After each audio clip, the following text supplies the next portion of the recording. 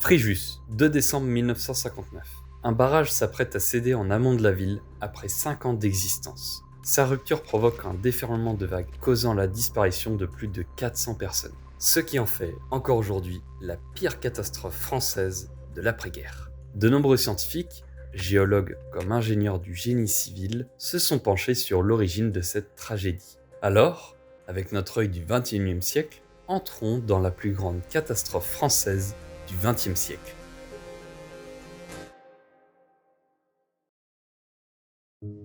Fréjus est une commune située dans le Var. Elle se trouve en bordure de la mer Méditerranée avec le contexte de sécheresse qui l'accompagne. Bien qu'elle soit traversée par plusieurs cours d'eau, ils sont secs la plupart du temps. C'est le cas du Réran, cours d'eau sur lequel est proposé le tout premier projet de barrage en 1865. Un ingénieur du service hydraulique présente à la commune un projet de barrage sur le Réran d'une hauteur de 25 mètres. La commune manquera de financement, mais l'idée ne tombera pas dans l'oubli. C'est bien plus tard, en 1934, que le projet sera dépoussiéré. Un géomètre fréjusien propose un barrage dans la vallée du Réran basé sur le projet de 1865. Le projet suscite de l'intérêt, notamment du maire, mais les premières études de faisabilité sont si critiques que le projet sera abandonné. 2 ans plus tard, en 1936, le projet est toujours à l'abandon, mais un changement majeur se produit pour les Français, qui changera à tout jamais la dynamique économique de la région. Suite à un mouvement de grève massif, 2 semaines de congés payés sont octroyées à tous les Français. Fréjus étant située sur la côte méditerranéenne, elle est très prisée par les vacanciers pendant la période estivale. Cet afflux de touristes va donc augmenter petit à petit la consommation d'eau déjà difficile à satisfaire dans le Var. La nécessité d'un nouvel apport en eau se fait donc ressentir dans la région de Fréjus, et les projets de barrage, autrefois rejetés, sont petit à petit reconsidérés. Malheureusement, la guerre éclate peu après et retarde de nombreux projets, dont probablement celui du barrage pour alimenter Fréjus. Le géomètre fréjusien tentera tout de même de mettre à jour le même projet avec une nouvelle note, en vain. C'est à la fin de la Seconde Guerre mondiale que le projet prend de l'engouement. 2 possibilités sont formulées, mais c'est le barrage du Réran qui est retenu. Le projet est motivé par l'assurance d'un débit du Réran plus régulier, garantissant l'irrigation de ses cultures et une alimentation en eau plus pérenne pour Fréjus et ses habitants. Intéressé par ce projet, le préfet mandate un géologue de renom connu pour ses travaux en Provence. C'est également le doyen de l'université de Marseille. Il s'agit de Georges Corroy. Il sera l'investigateur des sites potentiels pour le barrage. Assez rapidement, Corroy donne un premier avis géologique favorable à un projet dans la vallée du Réran. Le projet est remis à 2 ingénieurs, Jacques Darjoux et André Bollard. À la demande de Darjoux, un 3e ingénieur est mandaté. Pour l'époque, il s'agit d'une véritable pointure. Ingénieur des ponts et chaussées, il a déjà réalisé de nombreux barrages en France et à l'international, et ce n'est pas moins que le président de l'Association internationale des grands barrages. Cette pointure, c'est André Coyne. Dans la foulée, une nouvelle séance est organisée au Conseil général pour y définir les précautions vis-à-vis du site. Le rapporteur général à la commission hydraulique s'exprime à ce sujet. J'ai spécialement étudié l'étude géologique pratiquée par le doyen Corroy. Les conclusions en sont très favorables, tant en ce qui concerne l'étanchéité de la retenue que le peu de risque d'alluvionnement. Mais d'une manière assez surprenante, le rapporteur fait part d'une inquiétude qui pointe les débuts d'un problème géologique. Le seul problème un peu délicat semble être la détermination exacte de l'emplacement du barrage, à cause de la présence de nombreux filons de pegmatite, roches poreuses et facilement altérables. La remarque émise ne retiendra pas l'attention du Conseil général, qui donne son approbation du projet de barrage sur le Réran. 2 ans plus tard, en 1948, un événement géopolitique majeur se produit. Un plan économique américain, le plan Marshall, est appliqué afin d'aider financièrement les pays d'Europe à se reconstruire durant la période d'après-guerre. En termes d'économie, cela signifie que les pouvoirs locaux disposent de fonds plus importants pour les grands projets publics, dont fait partie le projet du barrage sur le Réran. Des relevés assez mineurs commencent, notamment pour mesurer la vitesse de l'eau en vue de la construction du barrage. Une petite passerelle est construite dans ce but. Entre-temps, un nouveau rapport du géologue Corroy est transmis. Les 2 têtes du projet, Corroy le géologue et Coyne l'ingénieur, se rendent sur site pour faire une visite. Sans avoir de réelle raison, cette première visite commune sera également la dernière. Quelques semaines plus tard, un léger incident se produit, digne d'un signe annonciateur. Une très forte précipitation provoque le décrochement de la petite passerelle de mesure. Elle est retrouvée à 10 km en aval du site du barrage, et cet événement ne sera pas relevé, probablement à cause de l'aspect rudimentaire de l'installation. Plus tard, Coyne souhaite apporter des modifications au projet. Il pose par écrit les questions suivantes à Cora. Y a-t-il de votre part objection quelconque à déplacer l'ouvrage vers l'aval, à le surélever jusqu'à la côte 130? La surélévation du plan d'eau jusqu'à la côte 130 pose-t-elle un problème d'étanchéité de la cuvette? Le géologue répond non. Il est possible de déplacer l'ouvrage de 200 mètres. Il n'est pas possible de surélever le plan d'eau jusqu'à la côte 130. La côte 120 sera la côte maximale. L'étanchéité de la cuvette n'est pas menacée par la surélévation de l'eau. Suite à cet échange, André Coyne choisit l'emplacement définitif à 200 mètres en aval de la position initiale. Ce seront les dernières modifications optées par Coyne. Après de nombreux rapports géologiques de Cora et du Conseil général, l'élaboration des plans du barrage commence par le cabinet d'André Coyne et Jean Bellier. Ce barrage, dont le projet se concrétise, empruntera le nom du lieu-dit où il se trouve. Un nom tristement prémonitoire, celui de Malpasset. L'année suivante s'ouvre avec un événement qui n'a presque rien à voir. Dans les Alpes, un nouveau barrage fait son ouverture, et pas des moindres. Il s'agit du barrage de Tignes, le plus haut barrage voûte d'Europe, dont la hauteur atteint 181 mètres. Cette prouesse de l'époque est une conception du cabinet de Coyne et Bellier, qui vient asseoir leur notoriété. Pour Malpasset, les sondages de reconnaissance continuent et les travaux commencent. Dans tout chantier, lors des travaux, il n'est pas rare d'avoir des surprises géologiques. Certaines caractéristiques du site peuvent nous échapper et Malpasset n'échappe pas à la règle. Pour le comprendre, faisons une petite digression sur la géologie du terrain utilisé.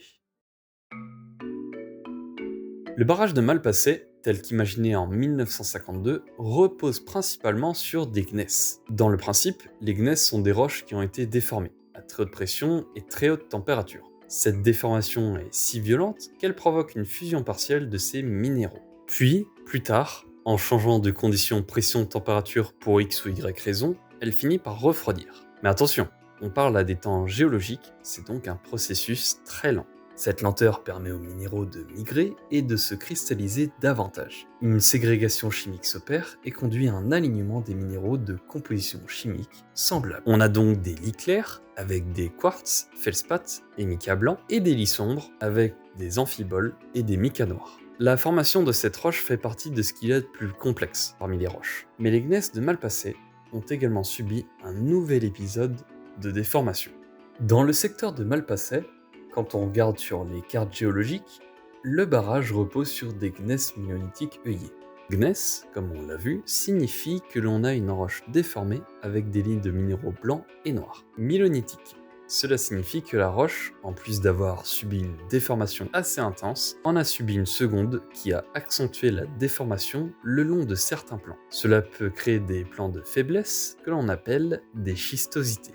Enfin, il nous reste le nom d'œillet. Ce surnom est à prendre au pied de la lettre. Il décrit la forme de certains minéraux en forme d'œil. Ce phénomène, plutôt fascinant, se produit lorsque deux conditions sont présentes en simultané à très haute température. Il faut à la fois qu'une déformation le long d'un plan se produise et qu'un minéral soit en cours de cristallisation dans le même temps. Le minéral, en général le feldspath, s'étire alors dans le sens de la déformation. Il forme ainsi un œil. À première vue, la roche d'assise du barrage est un plutôt bon choix, car les gneiss sont assez massifs et ne présentent pas de porosité, donc plutôt imperméables. Pourtant, lors des forages liés aux travaux, plusieurs constats géologiques intrigants sont émis. Lorsque les quartz et les feldspaths prédominent, le gneiss est compact et dur. Lorsque les micas blancs ou noirs sont abondants, le gneiss devient schisteux et dès lors altérable. Un autre constat, un gneiss très hétérogène, tantôt œillé, tantôt schisteux, parcouru de filons de pegmatite très irréguliers. Ces deux dernières remarques posent des problèmes majeurs. L'assise a été choisie pour son imperméabilité. Mais si le gneiss se délite en schiste, s'il est friable, voire pire, s'il est recoupé par d'autres roches comme les pegmatites, alors l'eau pourra circuler le long de ces interfaces. Pourtant, Courroy a examiné des coupes de terrain sur la rive gauche et il est heureux de souligner l'excellente impression qu'il en a rapportée. C'est ironiquement cette même rive gauche qui fera couler beaucoup d'encre dans la littérature, mais on y reviendra un peu plus tard.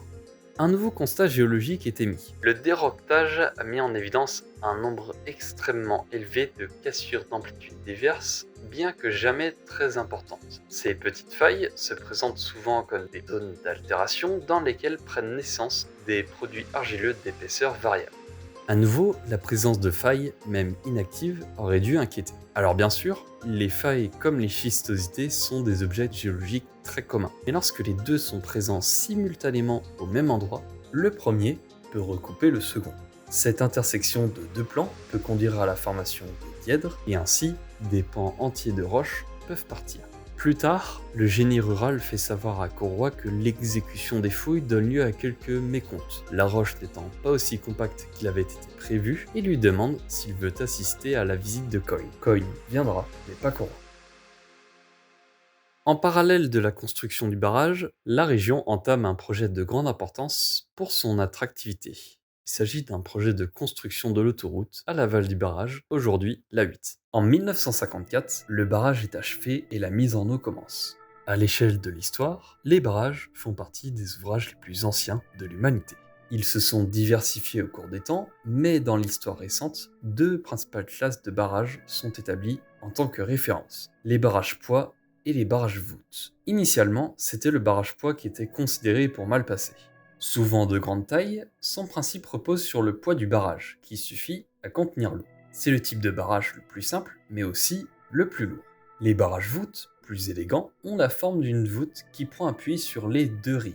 Cette forme permet de déporter les forces et la pression apportée par l'eau sur les flancs de la vallée. Le contre-coup, c'est que les flancs doivent être suffisamment stables pour obtenir une telle pression. Après changement par le cabinet de Coyne et Bélier, la forme en voûte sera finalement retenue, avec un volume total de 50 millions de mètres cubes. L'ouvrage étant terminé, Dargeau presse le conseil général d'organiser sa surveillance, notamment pour les déformations pendant la mise en eau. En effet, même si le barrage est déjà construit, il faut attendre son remplissage en eau. Ce dernier ne se fera pas sans encombre, car sa mise en route est en conflit à la fois avec l'A8, située en aval, qui ne veut pas détruire le chantier avec le risque des grands rejets d'eau, mais en amont, il y a également une mine de fluor qui ne veut pas être submergée par le potentiel lac créé par la retenue du barrage.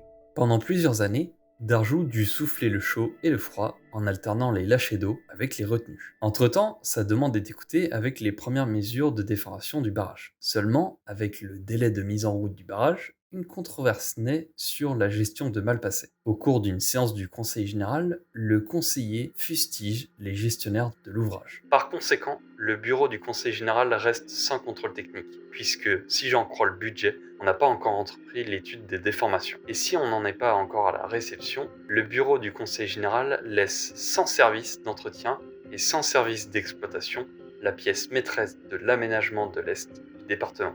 Je pense donc que l'affaire de Malpasset n'a pas été menée, il faut le dire, dans des conditions suffisantes de sérieux. Dans des conditions controversées, la réception définitive qui marque la fin des travaux est malgré tout signée, sans que la mise en eau du barrage ne soit totale. 1959.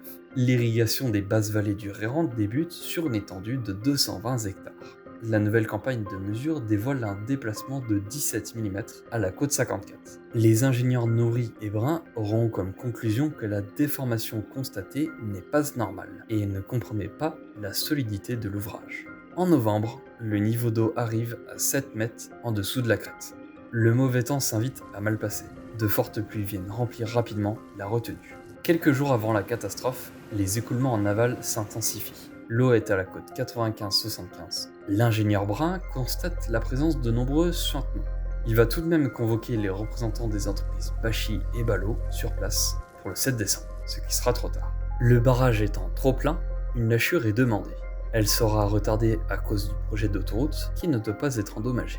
Après 15 jours de déluge, avec un cumul de 200 à 250 mm en 48 heures, la mine de Garot est noyée et rien ne peut plus empêcher l'eau de passer par-dessus le déversoir.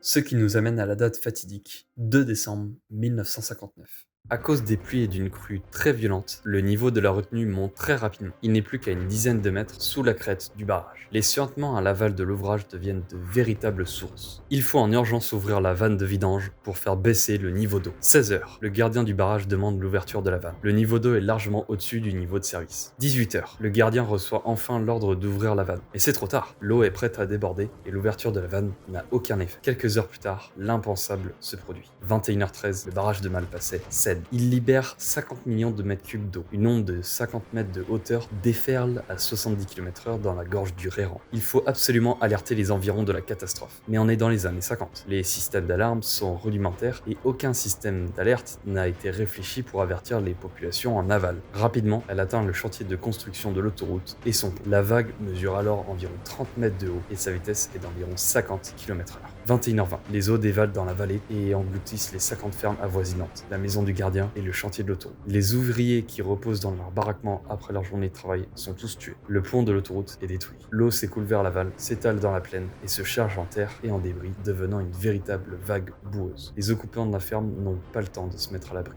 21h35, la vague haute de 12 mètres atteint le transformateur haute tension de l'EDF et plonge Fréjus dans l'obscurité. Les habitants de Fréjus entendent un grondement au loin et ne perçoivent plus que la lumière du phare du cap de Camara. 21h40, la vague de 10 mètres de haut bute sur les talus de la RN7. L'eau dévie alors et envahit l'avenue de Verdun. En panique, les habitants grimpent aux étages et tentent de se réfugier sur les toits. 21h50, le torrent passe au-dessus des talus et submerge les quartiers ouest de Fréjus, dont la gare SNCF. La vague termine sa course en se jetant dans la mer Méditerranée, encore haute de 2 mètres. 22h15, Fréjus est coupé du monde.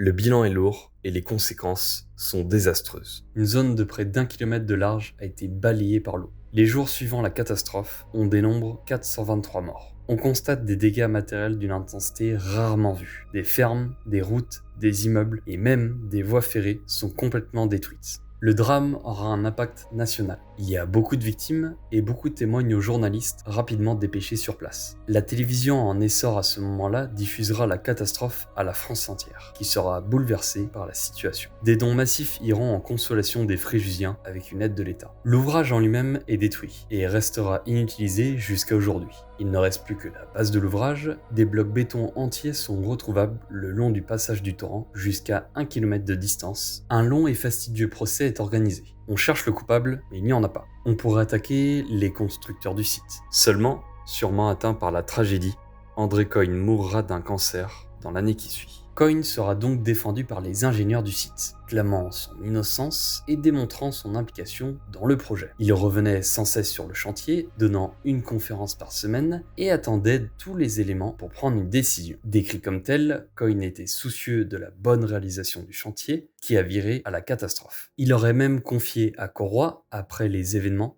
que le CNES l'a trahi. De son côté, Darjou subit seul le procès. Il sera jugé à nouveau plus de 60 ans après, en vain. Le géologue subit également des attaques. Beaucoup accusent Corroy d'avoir mené des études trop superficielles. Ces attaques sont justes, mais en décalage complet avec l'état du savoir de l'après-guerre. L'insuffisance des connaissances de l'époque donne raison à Corroy. Corroy pouvait être critiqué pour son analyse de la rive gauche et son manque d'approfondissement. Toutefois, la roche avant les travaux ne montrait aucune trace de fissure. Ainsi, lors du procès, Corroy se défend sur 2 points. Il n'était pas au courant du changement de type de barrage et, malgré ses rapports certes optimistes, il avait préconisé des travaux d'étanchement. Ces derniers ne seront pas appliqués par la suite. La qualité du travail de Corroy n'est ainsi pas remise en cause. Pour preuve, un autre géologue de renom, le fondateur de l'école de géologie Marcel Roubaud, a témoigné en tant que contre-expertise. Il souligna la qualité de l'étude géologique et critiqua plutôt le déroulement de la phase travaux,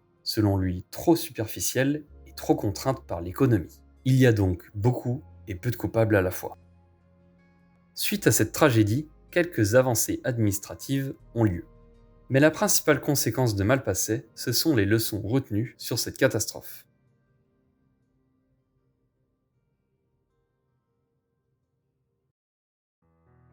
Les causes de la rupture ont été élucidées après plusieurs années de recherche. La première publication de synthèse date de juillet 1967, soit 7 ans et demi après la rupture du barrage. Elle paraîtra dans la revue Travaux sous le nom d'un certain Jean Bellier, ancien associé de Coyne. D'autres travaux et révisions seront écrits plus tard et convergent vers une explication désormais admise. Tout part de l'assise rocheuse, les gneiss. Pour le site du Réran, les gneiss sont parcourus par plusieurs failles et schistosités. Ces dernières peuvent se recouper entre elles, formant des dièdres et donc des volumes très peu stables. En plus de cela, il faut rappeler le plus évident. On parle d'un barrage, l'eau y est donc stockée en très grande quantité. Avec le remplissage de la retenue, l'eau parcourt les failles vers l'aval. Cette présence d'eau provoque une légère ouverture de ces dernières. C'est l'effet de la pression interstitielle. Le problème étant qu'en aval, au milieu de l'assise rocheuse et des failles, se trouvent des argiles. En temps normal, sa présence est rassurante, car cette dernière est imperméable à l'eau. En plus, dans ce contexte, la poussée de la voûte vient compacter ces argiles, amplifiant leur imperméabilité.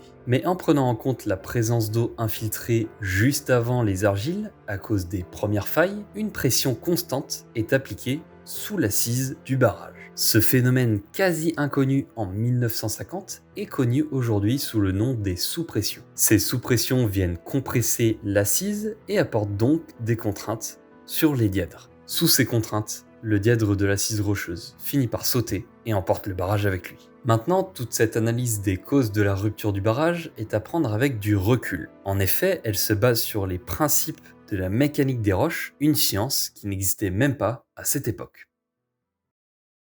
Depuis cette période, une progression considérable a eu lieu dans la science. La géologie est beaucoup plus développée. À titre d'exemple, les événements se déroulent 10 ans avant la reconnaissance de la théorie de la tectonique des plaques, principe fondamental de la géologie moderne. La mécanique des roches, alors nouvelle discipline, se développe à son tour avec de nombreux concepts, dont l'étude de la stabilité des dièdres rocheux. Certains scientifiques estiment même que la catastrophe de Malpasset lui a donné naissance. Cette science est encore très étudiée aujourd'hui, notamment pour la stabilité des tunnels. Les levées géologiques, les reconnaissances et les sondages sont beaucoup plus encadrés aujourd'hui. Régulièrement, des forages sont réalisés pour déterminer le sol et la roche en profondeur en fonction des différents paramètres mécaniques. Ce sont ces sondages qui auraient pu informer les scientifiques de la très mauvaise compacité du gneiss de Malpasset. Le dernier demi-siècle voit aussi l'amélioration des outils d'étude et de suivi. La naissance des modèles numériques, permettant la réalisation de grandes simulations, vient bouleverser la conception et l'anticipation des catastrophes. D'une manière générale, le suivi des chantiers et l'analyse des comportements des sols, la géotechnique est beaucoup plus appuyée maintenant. Pour tout ouvrage, il est impératif de suivre une chronologie bien précise pour l'étude du sol, pour sa construction et sa réaction avec le sol, puis son suivi dans le temps. En ce sens, peu après la catastrophe de Malpasset, le comité technique permanent des barrages et des ouvrages hydrauliques voit le jour. Il oblige l'examen de la sécurité, de la surveillance et du contrôle des barrages de plus de 20 mètres de hauteur, ce qui était le cas pour Malpasset. Pour ces mêmes barrages, un plan particulier d'intervention doit être obligatoirement mis en place et rendu public. Il permet notamment de montrer l'ensemble des zones menacées en cas de rupture, accompagné d'un réseau de sirènes. Ce type d'étude de prévention des risques va être actualisé année après année jusqu'à aujourd'hui. Pour les barrages en eux-mêmes, de nombreuses mesures ont été prises en compte et améliorées. Pendant la construction, un évacuateur est établi en parallèle, utilisé en cas de crue. L'eau est aussi gérée par un drainage aujourd'hui systématique en aval de la voûte, permettant d'éliminer en partie le problème des pressions apportées par l'eau infiltrée. La vitesse de remplissage du barrage est également plus surveillée. La région du Var est aujourd'hui encore soumise à d'importantes pluies. Mais pour les barrages, les crues sont mieux maîtrisées aujourd'hui et aucun nouvel accident en Provence n'est à recenser depuis. Depuis Malpasset, un nouveau barrage a été construit, mis en service en 1966, le barrage de Saint-Cassien. Il est situé sur le Biançon et alimente désormais Fréjus en étant construit sur les leçons de Malpasset. De cette catastrophe, beaucoup d'espoir peut en être tiré. De la même manière que pour les avions, chaque accident est une tragédie, mais il aide à améliorer la sécurité, ici du barrage, et surtout de la population. La preuve en est, Malpasset est connu comme l'unique cas de rupture d'un barrage-voûte. Son petit frère, le barrage de Saint-Cassien, est un succès, et la France connaît une période de sécurité relative au barrage. La catastrophe de Malpasset a donc été un drame d'une ampleur sans précédent, mais ses conséquences dans la science doivent être retenues comme un progrès scientifique considérable sur les catastrophes, un triomphe de l'humanité. Les victimes de Malpasset se doivent d'être remémorées et l'empathie de la population aussi, car, grâce à la solidarité nationale, Fréjus a pu renaître.